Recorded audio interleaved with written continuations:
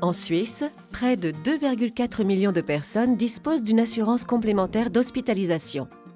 Elles investissent ainsi librement dans leur santé et leur bien-être par le biais d'une couverture excédant celle de l'assurance obligatoire des soins. Une assurance complémentaire d'hospitalisation offre de la valeur ajoutée.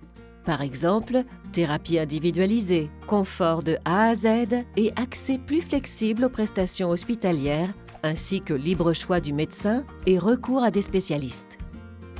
Or, les patientes et les patients devraient savoir exactement ce pourquoi ils paient et connaître la valeur ajoutée qu'ils obtiennent en retour.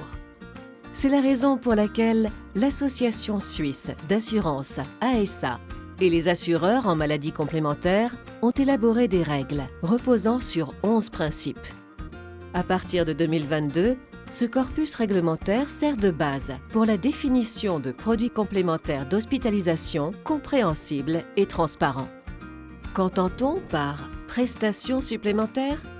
Les prestations supplémentaires consistent en des services qui ne sont pas pris en charge par l'assurance de base ou seulement en partie.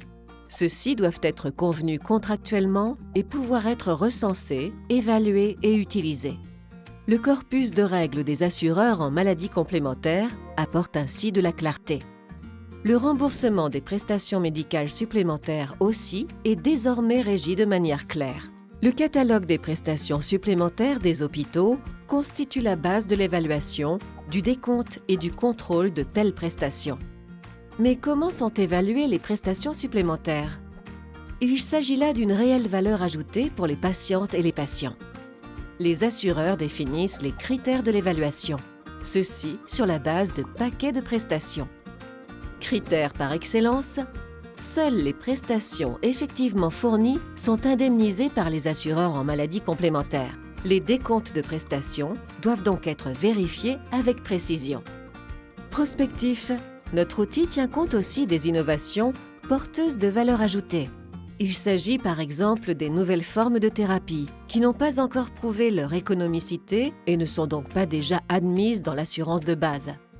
Elles ouvrent la voie à de nouvelles prestations de services.